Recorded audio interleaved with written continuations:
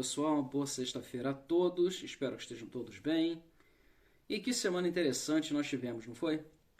Bom, a CPI circense não nos deixou ficar entediados, nem por um dia.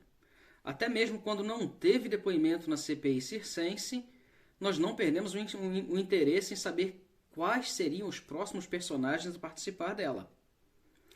E é claro que, apesar de termos os vagabundos de sempre, principalmente o presidente da CPI, Omar Aziz, que eu sempre gosto de lembrar a todos aqui, acusado de desvios das verbas da saúde no estado do Amazonas.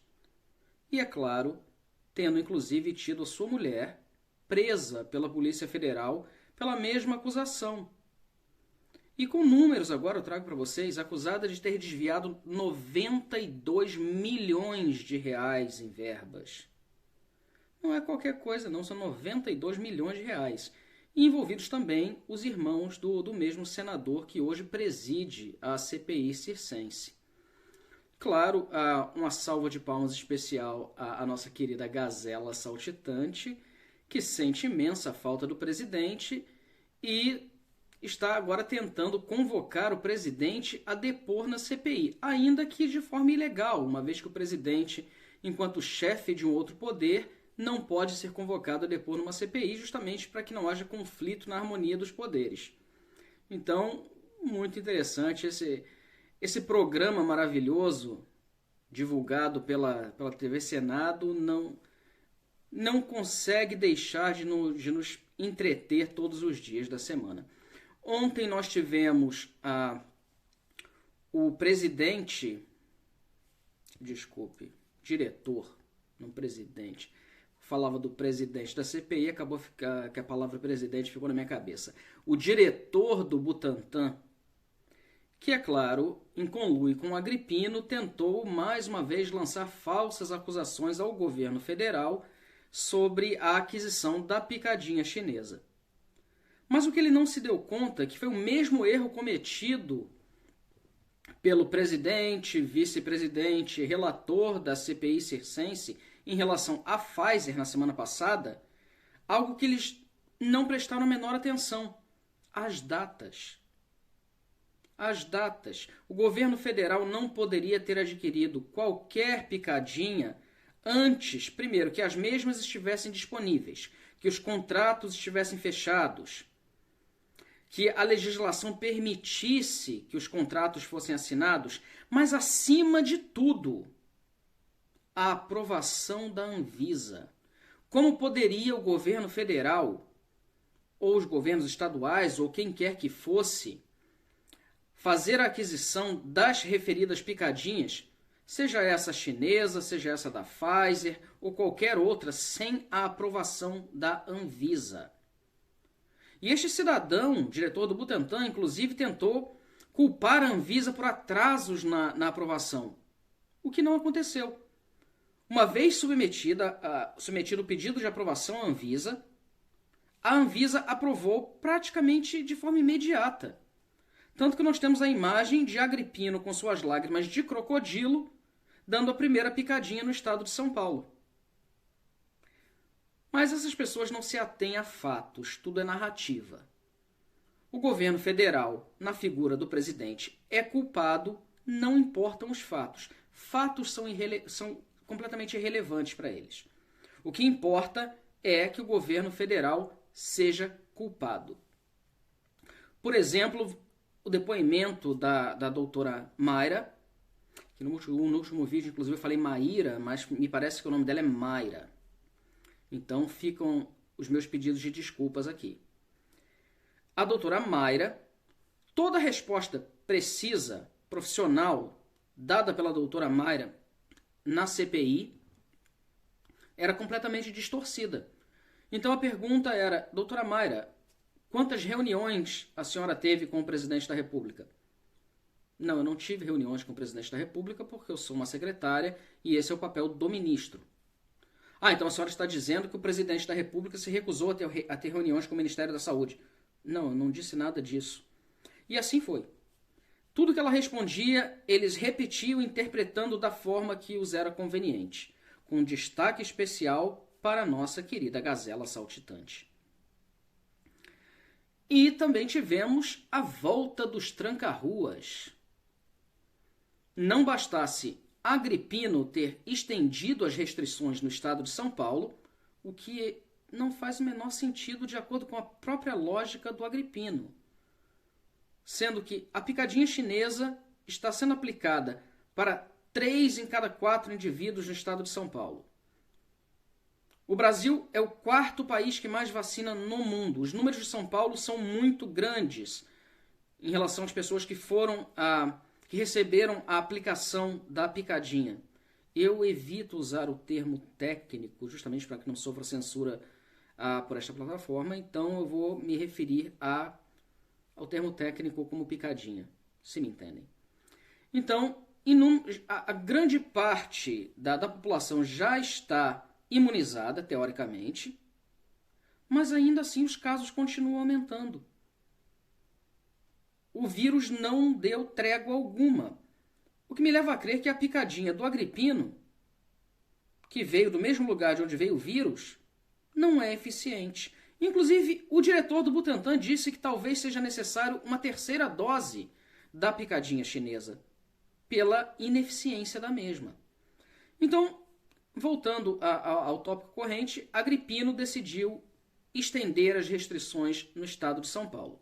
E, é claro, seguindo este parâmetro, prefeitos também decidiram seguir a mesma aplicação ditatorial de privação de restrições, de privação de liberdade, de extensão de restrições e privação de liberdade a cidadãos, com destaque para o prefeito de Goiânia, que fez exatamente o mesmo. Estendeu as suas restrições e ainda aumentou. É praticamente um regime de lockdown que até então não teve na íntegra, em parte alguma do Brasil, embora tenham tido restrições severas, o lockdown propriamente dito não foi de fato implementado. Este prefeito está seguindo esta linha, o prefeito de Goiânia, e assim diversos outros prefeitos ao redor do Brasil. Mas é claro que para tudo tem uma esperança, então o presidente da República está entrando com uma ação no Supremo Tribunal Federal para barrar os tranca-ruas. E ele está tentando impedir que isso seja feito nos estados de Rio Grande do Norte, Pernambuco e Paraná. Mas eu creio que o presidente, vendo, caso isso se estenda pelo resto do país, e provavelmente será feito, o presidente muito provavelmente vai tomar a atitude certa, que é tentar impedir que esta arbitrariedade continue. Já se tem quase 1 ano e meio que isso tudo começou. E mais uma vez, eu digo e repito aqui, se as restrições funcionam, nós não precisamos de mais restrições, porque elas funcionaram. Se as restrições não funcionam, nós não precisamos de restrição alguma, porque as mesmas não funcionam. Assim como a picadinha chinesa. E antes que me acusem, não sou contra a imunização de forma alguma. Eu mesmo tomei a minha primeira dose da imunização na semana passada, da Pfizer. Agora, a picadinha chinesa, por exemplo, eu, por exemplo, não iria me voluntariar a servir de cobaia para isso. Porque não, tendo em vista o laudo da própria Anvisa, que mostra que a suposta eficácia da mesma está na faixa de 50%, eu não vejo sentido em servir de cobaia para algo que é ineficaz. Assim como a picadinha russa, que nem está aprovada no Brasil. Porque, primeiro, não liberam os dados de como a mesma é feita.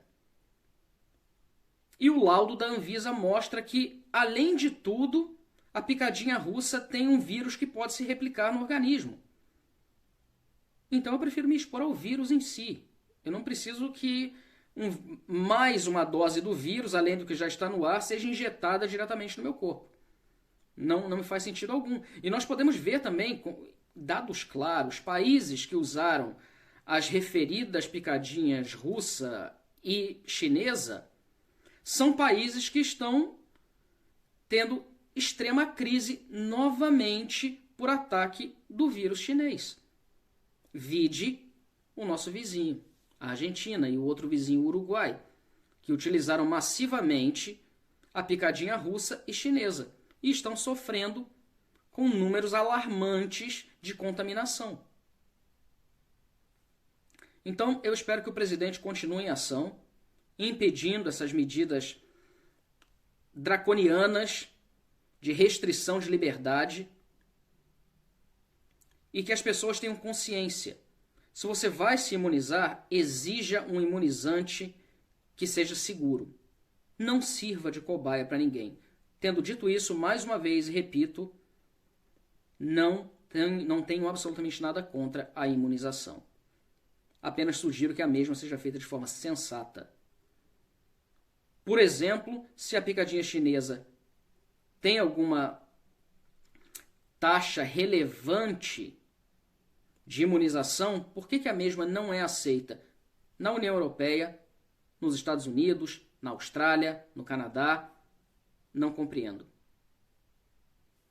Mas, enfim, tivemos também um episódio lamentável, onde o Sumo Pontífice, Sua Santidade, o Papa, fez uma brincadeira desrespeitosa em relação ao Brasil, quando um padre brasileiro, não sei se padre, bispo, não estou muito ciente de qual cargo eclesiástico ele ocupa, mas enfim, ele pediu que o Papa abençoasse o Brasil.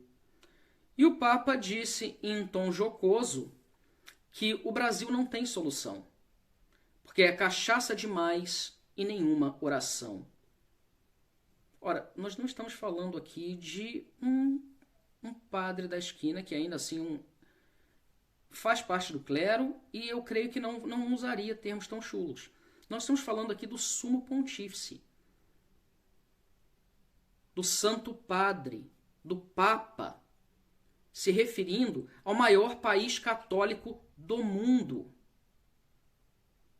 Isso é um assinte. A menos, é claro, que ele estivesse se referindo a um brasileiro em particular. Brasileiro este que ele recebeu no Vaticano e abençoou. Um certo ladrão de 9 dedos que é conhecido por ser um cachaceiro. Caso contrário, é um desrespeito absoluto. Eu me sinto pessoalmente ofendido e nem católico sou. Mas é um desrespeito ao Brasil, cuja maioria da população sim se identifica católica. Até quando, depois de uma dessa, não sei. Mas ainda assim a maioria do povo brasileiro se identifica como católico. Então o mínimo de respeito seria devido pelo Papa, o Sumo Pontífice, o líder da Igreja Católica, ao qual a maioria dos brasileiros diz fazer parte.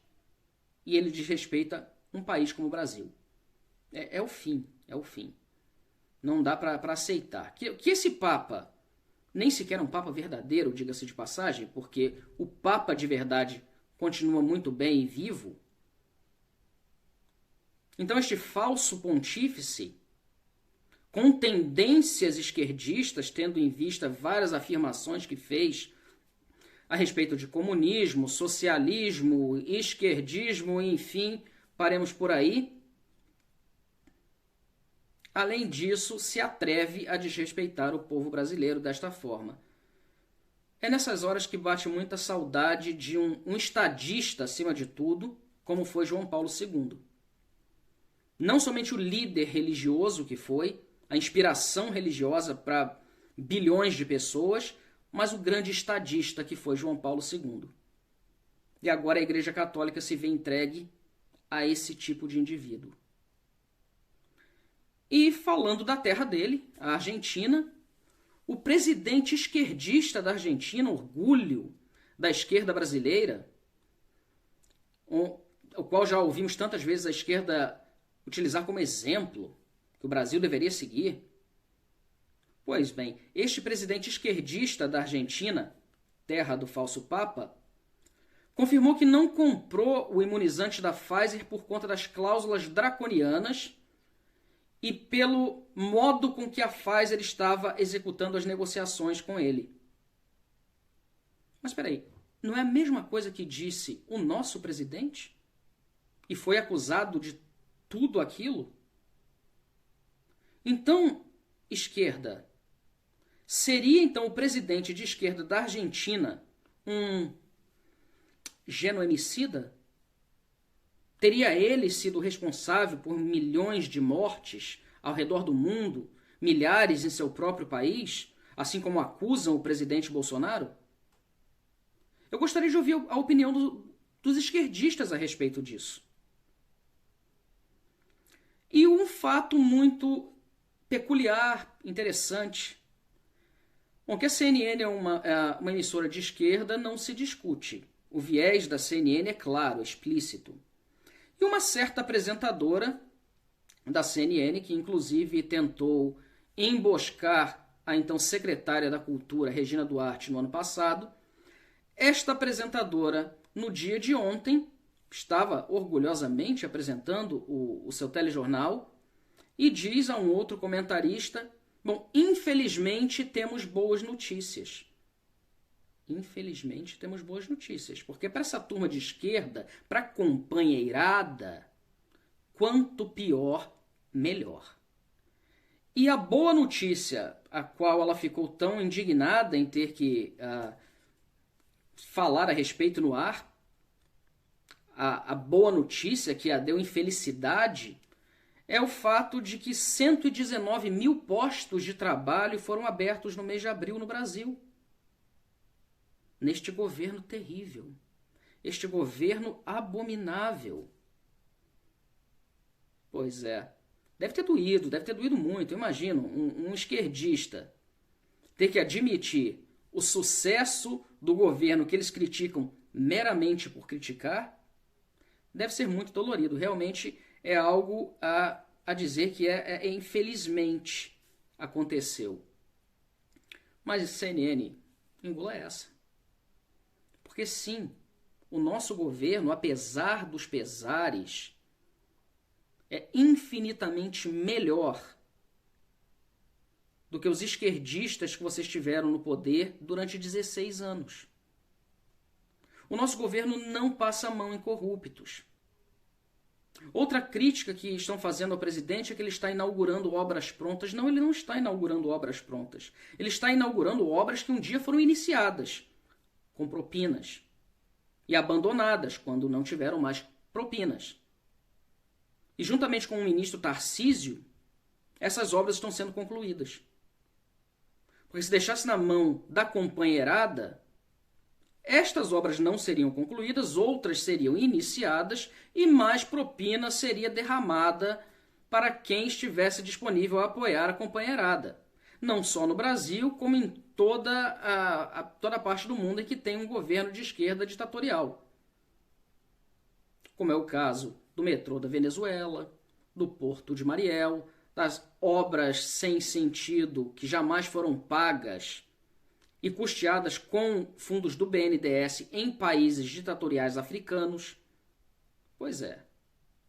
No nosso governo, no governo do presidente Bolsonaro, isso não existe. Então, esquerdopatas, aceitem. E mais do que isso, independente da sua posição política, sejam brasileiros. Porque eu sempre fui patriota, eu sempre fui brasileiro. Mesmo tendo Lula como presidente, que foi um dos piores momentos da minha vida, ver aquele cachaceiro de 9 dedos, ladrão, ascendendo a presidência da República, eu não deixei de apoiar o governo dele, porque eu queria que desse certo. Eu queria que ele me provasse que eu estou errado. Porque eu quero que o Brasil dê certo. Mais uma vez, não é porque eu não gosto do síndico que eu quero que o prédio caia.